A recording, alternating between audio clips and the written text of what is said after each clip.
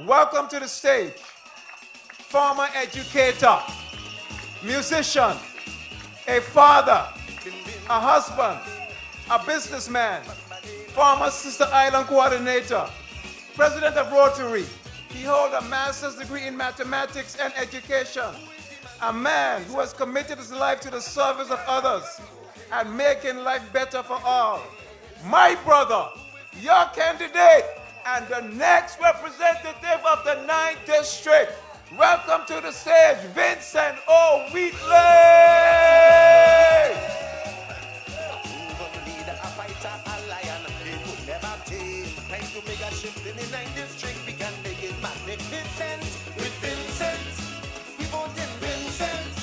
Vincent Wheatley and the VIP. Green energy we have to explore. Small business owners we must empower. The elderly will get better care. Public schools and chambers we will repair. Woo! Can you feel it? Good evening, everyone. Enigada, Virgin Gorda, North Sound, I'm Hope. Let me first say good evening to our chairman, Mr. Andrew Arturo Foy, my fellow candidates sitting here with me, our acting president, Chichi Smith, he gave the prayer earlier, to all the boys and girls and those listening on the internet, Facebook. I think my kids in the UK, hopefully they are awake at this hour, listening to what's happening here in the 9th District. I want to thank the chairman and my fellow candidates for their very kind words of support this evening, and especially my brother. He's my older brother, Pastor Albert Wheatley, for that very kind introduction. And how can we forget Dr. Cassandra O'Neill? Woo! I can make, her mother was what I call a political animal, and I could just see her now in heaven saying, no, that's my girl. Tell them as it is. Don't hold nothing back. Tonight is the official launch of my campaign. Seems strange, because I've been blazing the campaign trail for many months now. I think it's about October last year. And I must thank all those persons who've encouraged me, gave me sound advice and guidance, listened to my thoughts and ideas, prayed for me, with me, and shared their thoughts and ideas with me. We are, actually before I go on this, I want to stop for 1 second and recognize my mother. She's sitting right there.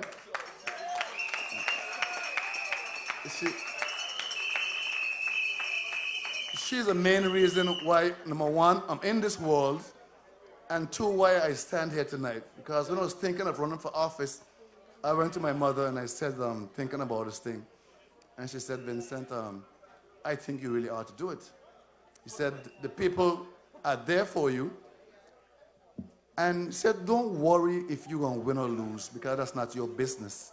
Your life is ordered by the great architect of all life. He said, your obligation is to show up. And if the people give you a chance to represent them, get on with the people's work. And if you're not elected, get on with your life. You couldn't make it any plainer than that. So, Mom, I thank you for those very, very wise words. I do listen to my mom. Though I may have the education, she has the wisdom and the knowledge, and I highly respect those things in people. We are in the, and I want to recognize my entire family, by the way, who are here, my brothers and my sisters. I have two each. Could you all stand, please, my two brothers and two sisters? I really appreciate your support and presence here tonight. And, of course, I can't forget my lovely wife, who's been a tremendous support for me. But I also want to recognize some of the seniors here in North Sound. I recognized some more earlier, like Aunt Lucy and Gracia Stevens, what I call pillars of this community. I'm really happy to see you guys here tonight. I'm really touched by it.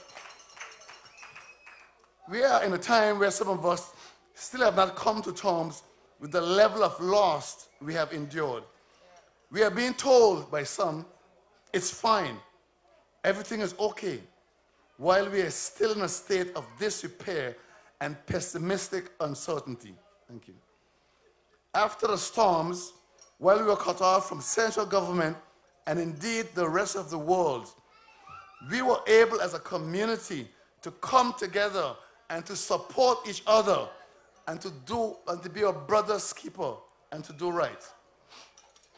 It was during that time of suffering, that difficult time that we went through here in the 9th district and all the sister islands, that it hit me square on the head, that if we have to dig ourselves out of this hole that we are in, it is going to take a different kind of leadership and representation in the 9th district. And I say tonight to you, it is transformation time, District 9. We're not just talking simple change, we're talking transformational change. Leadership will create a united, unified, and cohesive society. United we stand, divided we will always fall. We have to remain united. Leadership that will not place itself before the good of a territory and which will not weaken us from within. It is transformation time, District 9. Are you ready? But ladies and gentlemen, the issues that we face, the issues that affect us are not just domestic. We still have Brexit and a Venezuela situation there to contend with. I don't think we are free of the effects of these situations. We need people who are mindful.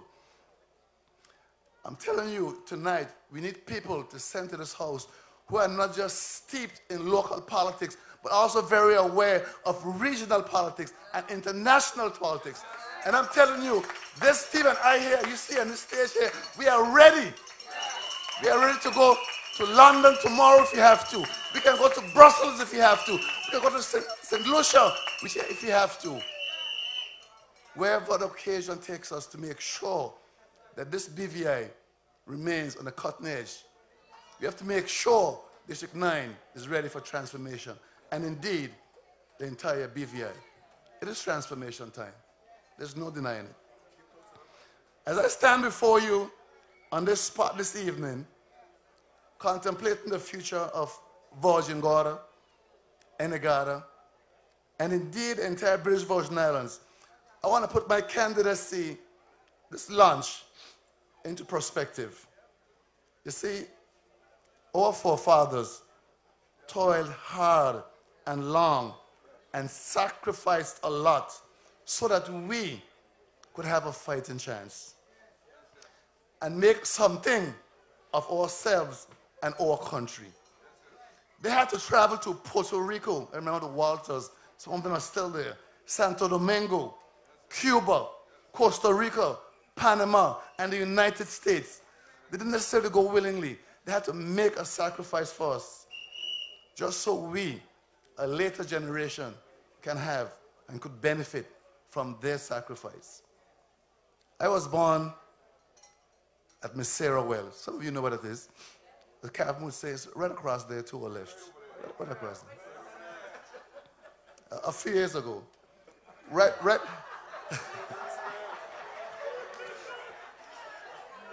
below us here, your back to my front, sits what used to be the George's burial ground. It is now the public cemetery. Many folks might not realize that. There's no accident I'm here tonight at this party because right there in that cemetery lies my father. And I really wish he would have been so proud tonight to be here, to witness this moment. But not only is my father there, so is my grandfather, and many of our grandfathers, and many of our ancestors. They sit right there, testimony to our past. So as we seek to take this country in a brand new direction, as we seek to transform District 9, as we seek to empower our people, as we seek to transform communities, let us do this first of all to the glory of God in the first instance, and to the legacy and to the memory of our forefathers. District 9, it is transformation time. Today, we face many issues here in this community, precisely because we have forgotten where we came from. We have removed we the people from the heart of our development.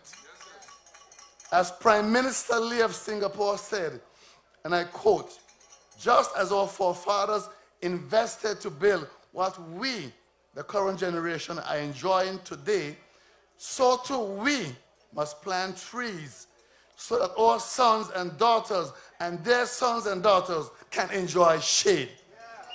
End of quote. Just as our forefathers built our future for us, so too we must look to build a future for generations to come.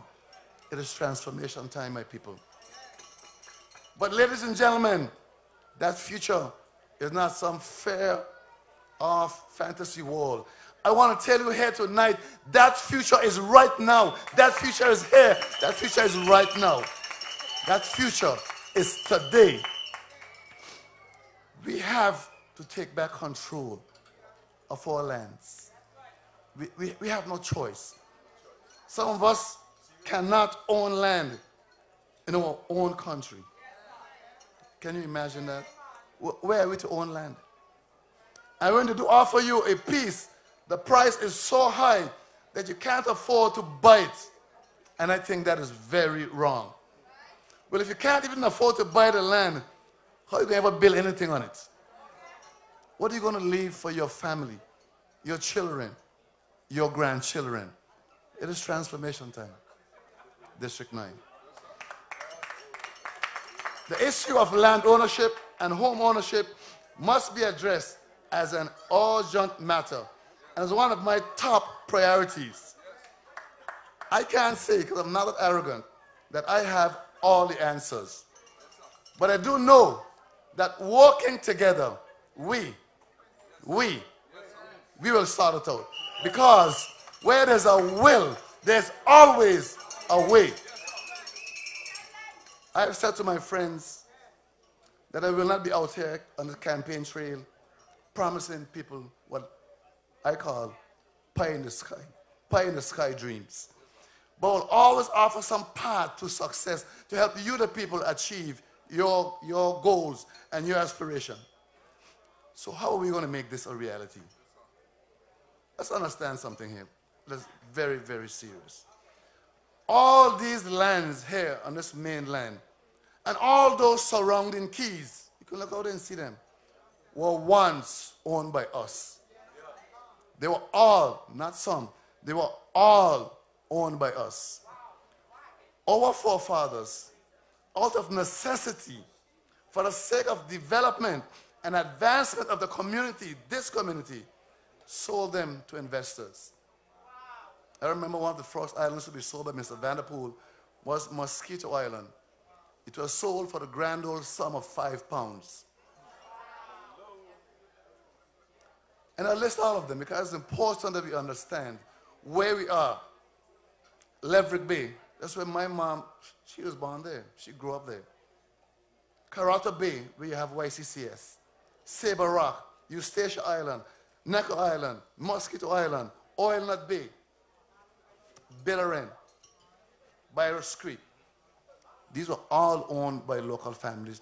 And one by one, we, out of necessity, it wasn't ignorance, let's make that clear. And nobody stole our land. Out of necessity, we had to part with it. In doing my research on Mr. O'Neill one day, I came across an article he wrote, Honorable R.T. O'Neill, OBE. He was a visionary, and he wrote a beautiful paper back in the 60s when he was stationed here in North Song as a principal here at the then Methodist School. He explained the potential of the Sound Harbor and how the future was so bright and that the harbor had so much potential. It's just a great thing sitting right here in North Sound. Clearly, the potential of the area is being realized. I think there can be no question of it. Some of our friends across the sea call up here the Monaco of the BVI because it's such a promising and such a high-end area. But my question to you this evening is a very simple question. How much has the North Sound community benefited from all these developments and lands that previously belonged to us? When you walk through the North Sound community, do you feel like you're on Mosquito Island? Do you feel like you're Bitter End? Do you feel like you're a Necker? I think the time is now to make a change, to re-engage our corporate partners. The time is now for this community working hand in hand with government and our partners to transform this district. It doesn't need to look like this. It's transformation time. This North Sound community is an integral part of the North Sound neighborhood, and it should look a lot different. Let me tell you, me and my team are here to make sure that happens, because it is transformation time, District 9. What we are proposing to do is to set up a special, let me slow it down a little bit. What we are proposing to do is to set up a special development fund.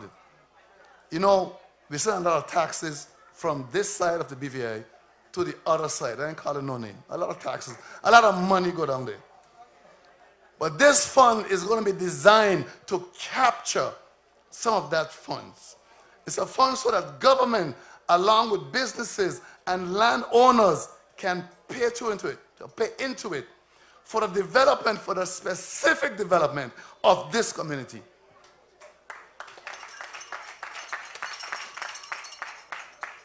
We have lots of rooms all around here. And I want to send a very clear message that every person who visits our shores or sleeps in a bed in this area must understand that a small portion of their money will go towards the development of this community. I take no prisoners on that. And we're not talking, I want to be clear again, we're not talking about handouts to individuals. That's for the politicians. We don't have time with that. We are talking about collecting funds so that a community can come together and clean this community up, so we can beautify this community. We have a community center right across there to finish, and we're going to finish it. And once the people agree, we're going to name it in honor of the late, great, Honorable Real George. I think he deserves the honor. He came from his neighborhood and did a lot of work in there. We have parks to build. We have a harbor to develop. We have affordable housing to build. People can't find places to live. When you do find a place to live, the rent is so outrageous, you can't afford it. You have 15 people living in a one-bedroom place. Come on. It's ridiculous. We have alternative energy that we have to expand on. We already have some in the school. We have the clinic. We have Enagata to do. To this day, Enagata is still having generator problems. We have to fix that. And this fund is going to help make that possible. We have recreational facilities to build. We have a community library to build. There are a lot of things we have to do. And these funds I'm talking about will not be the hands of any government, of any politician. It could be me, I don't care. It's going to be the hands of you, the people, because we're going to form a district council that's going to decide what's going to happen in our community. Not us over in Tortola. You are going to decide. I mean, I was around North Sound, I think yesterday, and I saw, nothing against anybody, I see a particular road being paved. Actually, I have property there, so I'm very happy that the road is being paved to my property. But the question is, if I had did a questionnaire to the North Sound people and ask you right now, what is the one thing you want done in North Sound right now? I guarantee you tell me, not that. I guarantee you will say, not that at this time. We have more important things to do. I want you all to understand that it must be that whether we enter North Sound by Gun Creek, all through the Bond, whether we enter Setting Point, whether we enter Spanish Town, the response should always be, wow, this place must be a fantastic place. That impression you should get by entering the 9th district should be one of awe. So whether you come up to the Bond, Gun Creek, Setting Point, or Spanish Town, walking together we're going to make it happen. I mean, I don't know if y'all can see what I'm talking about. What I'm seeing in my mind right now is that when I'm coming from the valley and I'm driving to North Sound, when I get to the bond, I want to see those big royal palms and those flowers along the road, because I'm going into a community of people. When I'm entering Gun Creek, I should feel like I'm going to someplace very special, because Gun Creek has those palm trees also, and they're flowering plants, and the place looks clean and beautiful, and the people are smiling and saying, welcome to North Sound. Because the people are happy. Thank you. One of the things we have to do, and it's a top priority, I don't know why land seems to be a problem with some governments, but we have to establish those land committees once more. We have to free that land up to your young people. You have people applying for land 10, 20, 30, 40 years. Sometimes we barely even get a response on it. And in election time, they come around, turkey, ham, and the promise of the land. If it wasn't serious, I'll be laughing too. Turkey, ham, and the promise of land. And they want you to smile about that. And then they give you a paper, you don't even know where the land is. That is foolishness, and that needs to stop. We're going to re-establish those lands committee. We're going to tweak the rules a little bit, but we're going to make it work for our people. Because who owns the land owns the country, man. And sometimes you necessarily want to build right away, but maybe you want to start a business, but no more so you want to build. Because you have young families, and you want to make sure you can leave something for your families. We want to make sure we're doing sustainable development. We're going to work with you to make sure it happens. And our chairman has an excellent idea to incentivize and to help you pay for your land. Because we can't sell a land below market value. But we have ways to help you. If the land costs $20,000, but you only can afford maybe $5,000, we're going to help you get that other $15,000. We have to get our after-school programs. But not just for kids, or adult programs, thank you. We gotta do it. We used to have beautiful afternoon programs where the kids were fully engaged in learning meaningful skills. We're in a skills era right now. We have to engage those kids. Get them off the streets. Build discipline, self-esteem, and confidence. When they talk to people, they should look at you straight in the eye, tell you, welcome to the 9th district. I hope you enjoy your stay. Let me tell you about my district with confidence. We have to keep the kids, put them on the path to success, and keep them there. Today's success can no longer be tomorrow's failures. You're going to be successful today and tomorrow. The 9th district right now is a bit closed down. A lot of our adults are not working. For adults, we must create certificate programs in hospitality, construction, and skilled labor areas. We cannot and should not continue to rebuild our communities, reopen our hotels, and rely solely on imported labor, while our people sit at home doing nothing. This is not right, and we have to fix it. But we have to provide that training for you. And that, this team here is going to do. You have our word in it. We're going to make sure we provide those training, those tools for you. To when the hotels are going to reopen, and they call the labor minister, God forbid if it's Shireen, and it says, Shireen, we want to open wherever. We want to bring in, 500 people. I know she was going to say, stop right there, don't go any further. Have you checked the labor department? Have you checked the people in Vojingara? Have you checked the 9th district first? You need somebody who's going to have your back, and I'm telling you, Shireen is going to have your back, and so will I, and so will the entire team. And as I go around and I talk to persons about these ideas, and the people understand what I'm saying, and I must thank so many of them who've said to me, Mr. Wheatley, I am with you.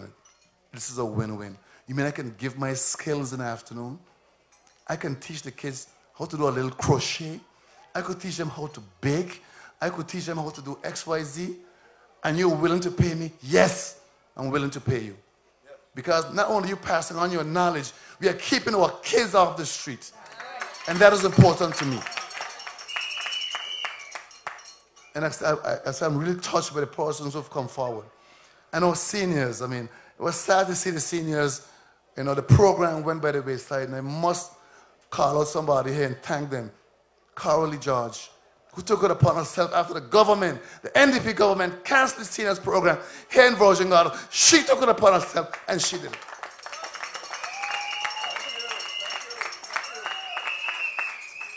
She's a good soul. We have to keep supporting Carolee in what she's doing.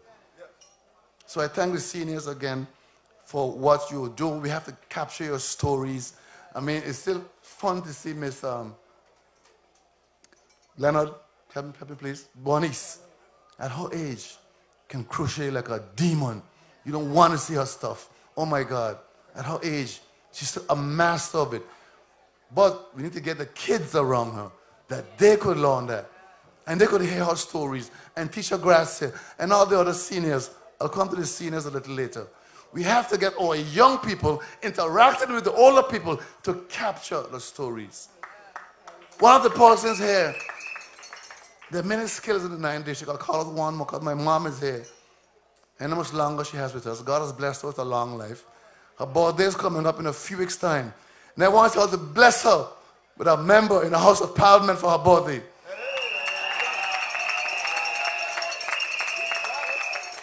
But my mother has a skill that I think very few people still know today. That's local coconut oil.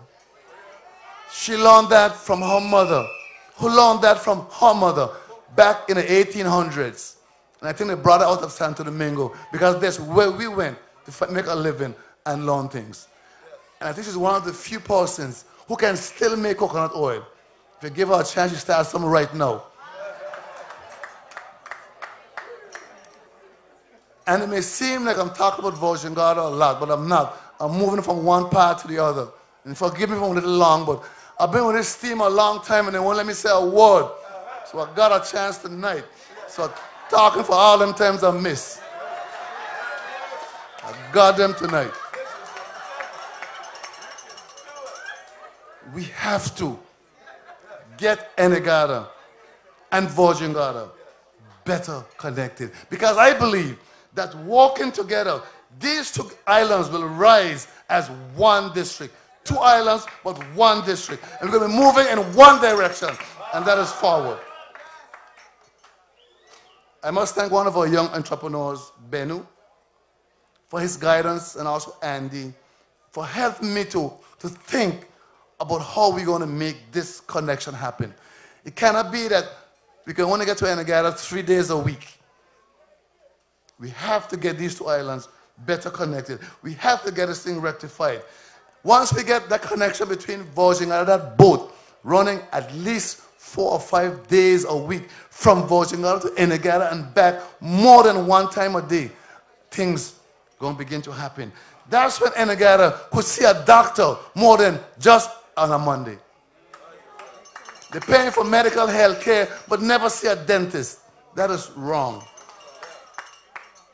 Sometimes when you get your vehicle license, you got to go from Enegada into Rotown, then down to Parkwood Pond. We're going to fix that. Paying your bills. Whatever you do here in Virgin Gorda, if you get after school programs here, bet your bottom dollar, then Enegada too. Because that's going to be part of the deal. Anybody want to come and do after school programs in Virgin Gorda, I'll say yes, we welcome you, but you're going to do at least one day Enegada too. And I'll give you the ferry schedule. We have to get our children in Enegada moving around more. They often tell me, Mr. Wheatley, we don't get to live in Enegada and there's nothing to do here. We're going to fix that. Once we get Virgin Gorda fixed, we're going to join with Enegada, and together, these two islands, one people, are going to build themselves together. It's transformation time, District 9. We have to improve our waste management, and this will be tackled right off the bat. Thanks to Green VI, and some of the partners, I see Julie Schwartz and others here, the strategy has already been developed and is just waiting to be rolled out. We cannot continue to burn those dumps like happened in Enegada and up on the hill here and endanger our lives. That smoke travels. We don't know what it's doing to our bodies. I mean, I saw Pops was at Beef Fighting yesterday, and he put it on Facebook. He can smell the dump from Garda Peak over in Trellis Bay. Well, what about us who live in Mango Bay and Spanish Town? What is this doing to our bodies? The time for talk is over. The time for action is now. Because it is transformation time, and we're not going back. And right here in North Sound, where's water? Water, still an issue in North Sound. This is the 24th century. We have to have running water, man. This is a basic necessity. This is not internet, this is water. And that too will be tackled forthwith. And while we're here in North Sound and water, the folks from overseas might not know this, but you all know there are folks living in a building over there that went there after the hurricanes that are still there to this minute, and there's no running water in that building. That, my friends, is unacceptable. That is unacceptable. Somebody ought to be locked up for that, if I should say so. But we all know these challenges, and I'm not speaking any secrets here. I don't have the key to the book of knowledge. And we also know what we must do. We have heard and talked about them for years. What has stopped us from meeting these challenges is not the absence of sensible plans, nor the smallness of our politics, but the ease with which we are distracted by the petty and the trivial and the lack of community consultation and sound policies. Our preference for scoring cheap political points instead of rolling up our sleeves and building a working consensus to tackle big problems. I was happy today to be down by the bus stop, work with some volunteers. People have come to me many times and say, Mr. Wheatley, can you please help us get this bus stop fixed? You see, we come there, locals and tourists, we wait there to go to church, we wait there on taxis, we wait to catch rides. Sometimes we just go there and just have a chat. But since the hurricane, the roof blew off. But instead of going and fixing the bus stop, they come and they put their posters on it. I'm not kidding. And then somebody construct a big billboard right next to it. They mean, come stare at this in the hot sun. And that is wrong. That is wrong. As a people, and no problem for own, we have looked away in disillusionment and frustration. And we know what has filled this void. White envelopes, turkey ham, and the promise of land. But it's transformation time. There's a whopping $7.2 million. Let me repeat that. There is a whopping $7.2 million unaccounted for. I said to my friends, when anybody besides the VIP comes to you asking you for the vote, say, stop there. I have one question for you before you go any further. Where is my $7.2 million? And you don't have to be as nice as me. You can speak the way you normally speak. No plane, no money, no accounting. I mean, for some of you, I know some of you are big rollers, 7.2 might not be that big a deal. But when I look around and I see Gun Creek to this day still don't have a bathroom. Hundreds of workers passing through Gun Creek every single day. Sometimes they got to jump overboard to ease themselves. They go behind the bush, behind the cars. Yeah, $7.2 million could have helped do something there. So yes. And no one is being held accountable for the people's money. The people's money. My people of District 9 and the God of North Sound Valley, let's not kid ourselves. We have a long way to go. And it won't be easy. After talking with you throughout the community, I've come up with a list of priorities that I got from you. There were handouts given earlier. They're written on the handouts. So you can go home in your own comfort of your own homes, go through those handouts. They came from you, the people, not etched in stone. If you're tech savvy, like Tisha Grass here, then you can go on my Facebook page or on the internet, vincentwheatley.com. And you can look at my priorities there. You can leave comments and suggestions. You can even leave money. That is good too.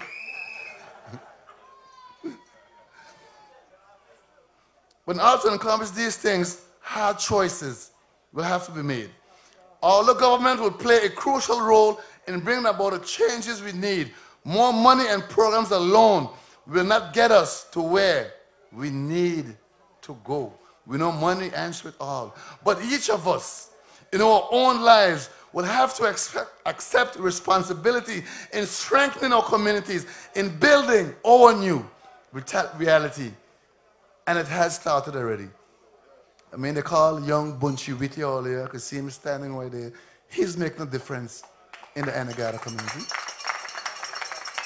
Akeem is making a difference in the North Sound community. Gumption is making a difference in all the BVI. And we have to encourage these youngsters and the many, many others who are making a difference. So let us begin. Let us begin this hard work together. Let us transform this district because it's transformation time. District 9. I know there are those of you who don't believe I can do all these things. After all, every 4 years or so, candidates make similar notions, grand speeches. All of us will trumpet those qualities we believe make us uniquely qualified to lead. But too many times, after the election is over and the motorcade has gone, and by the way, what a motorcade today. And I told my good friends from Tatola, we're only getting warm up. You ain't see nothing yet. But after the motorcades are gone and the billboards are taken down, we often forget the ills of the people. And the people turn away, disappointed as before, left to struggle on their own. There are persons from other islands and parties, and the minister alluded to this a bit earlier, who are saying some very ugly things to me. I don't know if they're trying to hurt my feelings. But the talk is that some from the other parties are saying that we here in the night are so simple and so stupid that whoever NDP sends, we're going to vote for them. You have heard it too, because it's been said to my face. They said no matter who they send, we are so simple and stupid, we're going to vote for them. Well, I want us to send a message to them that we here in the night ain't playing that no more. And that is why this campaign can not only be about me, it must also be about you. It must be about us. It must be about what we can do together. And together, we're going to bring this team home.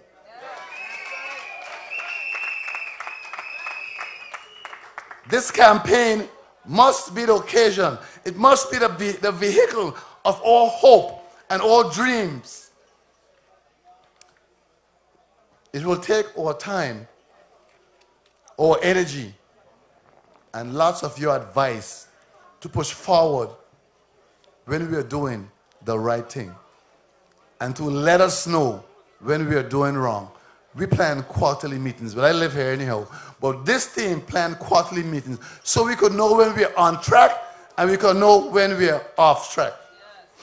Together on election day, we the people of the 9th district want to send a very strong and a very clear and a very direct and a very powerful message that you must respect us. You cannot and you will not tell the people of the 9th any cat in any bag. We know what's in that bag already and we reject it categorically. Before I conclude, are you happy? I'm saying I'm going a little long. Let them ball.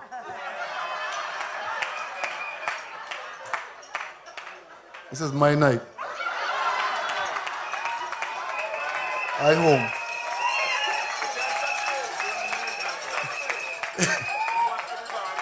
What the song say? Can't touch this. But before I conclude here tonight, I know memory is short. So let me remind you of something. Following the hurricanes of 2017, we were able to pull together a group of volunteers, and it was alluded to earlier, to bring hope and assurance to the community and to do our best to help as many of you as possible. I want to remind you that it was these same set of people who here telling you how much they love you that forced me to put my job on the line and battle with this current government to keep VG Rock open and to provide you with a much needed assistance. I battled and defied them for 2 months for your sake. But guess what? I knew you had my back because you told me so, just like you do now. And when they see they couldn't get me moved, or they go on them big wheel on a rock, they're going to dig you off, you got to come with tool. When they see they couldn't get me moved, they went and they pressured the then deputy governor. They pressured her. I felt sorry for her. She's a good lady. And she finally called me to her office. She summoned me to her office. And she gave me the ultimatum, shut it down or else. Before I shut it down, I came to you, the people, and I explained to you. I'm only reminding you what was going on because I felt bad. I was forced to do it. When so many of you were in need then, and you still are in need now, and still can't get any help.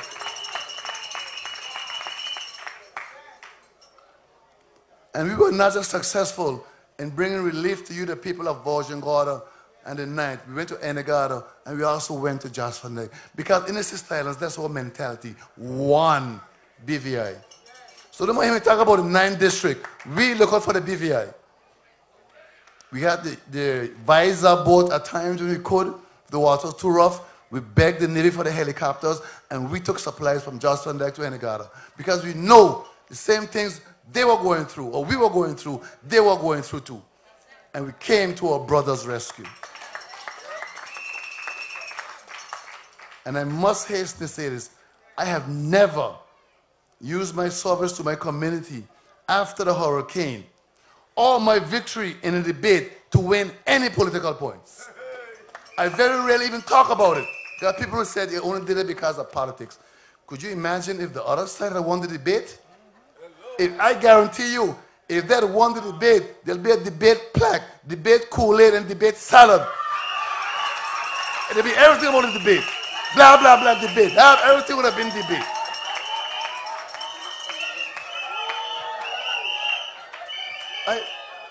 I am a humble person.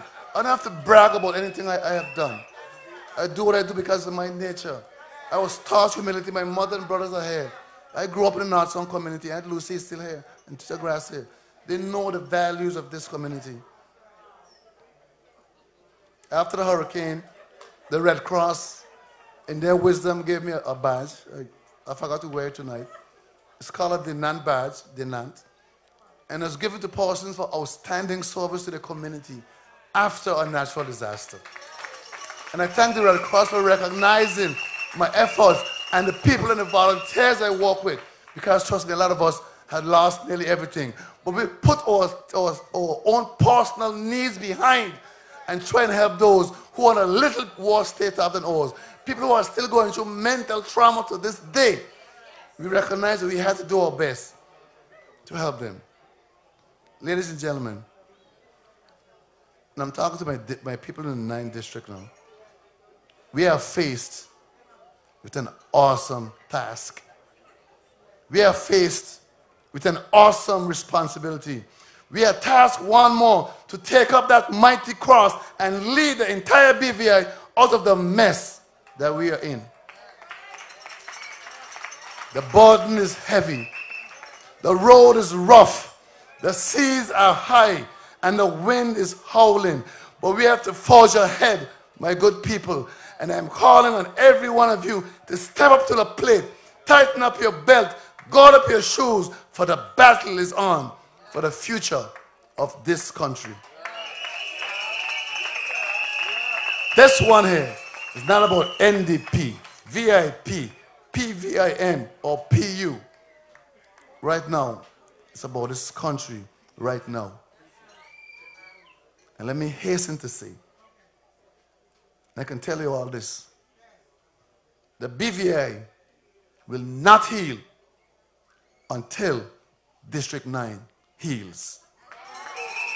I can tell you here tonight, without any fear of contradiction or anything, the BVI will not recover until District 9 recovers.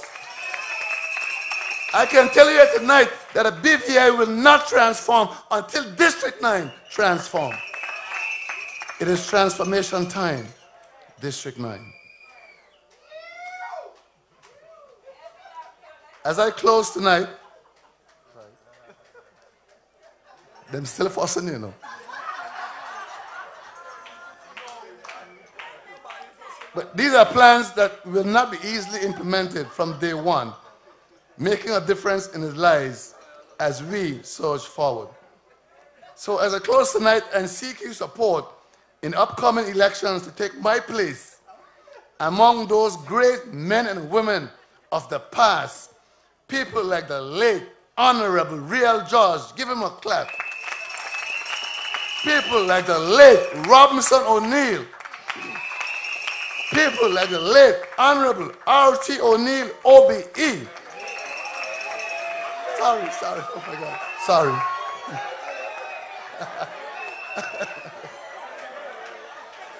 I meant great.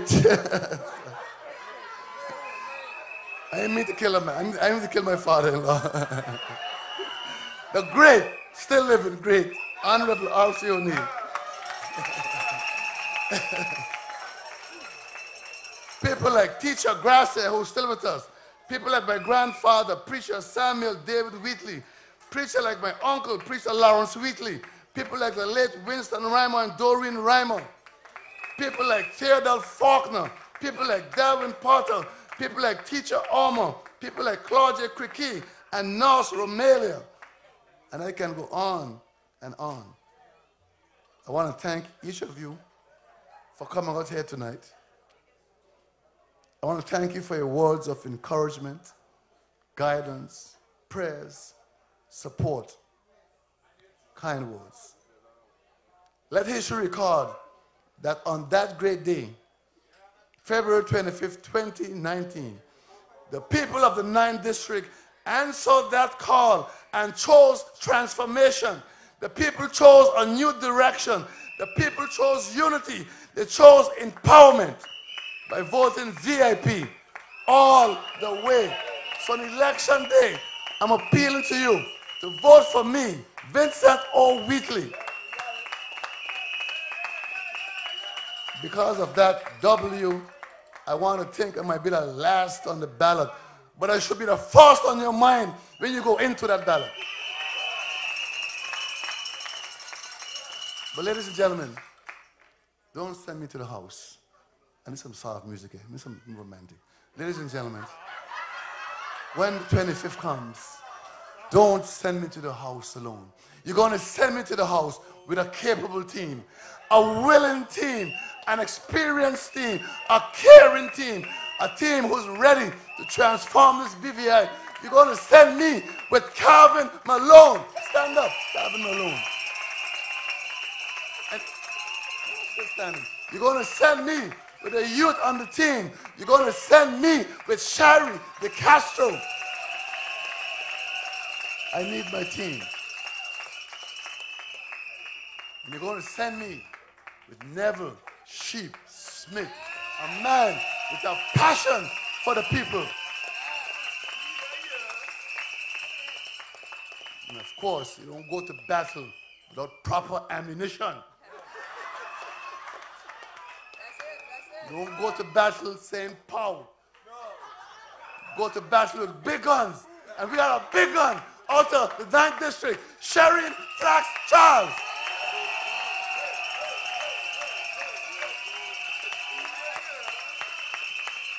This is my team. Count them. 1, 2, 3, 4, 5. One for each. This is on your hand. So, let's do a bit of math. You know, I used to teach mathematics. So, when you go to the poll, don't remember how to name them. Try and find the lady with the torch. Don't bother about the name them, because they might forget the name. They might even forget mine. So don't worry about the name. Look for the torch. So, because you have 5 votes, you have 1 district and 5 at large. 4 at large. That make 5. 1 district and 4 at large. Now, what you might know is that to get the government, we only need 7. 1 for each day of the week. You only need 7. The number of perfection. So when you go to the poll and they put it in me and my 4 at large, guess what? We only need 2 more, you know. We only need 2 more. We need just 2 more. And we have the government.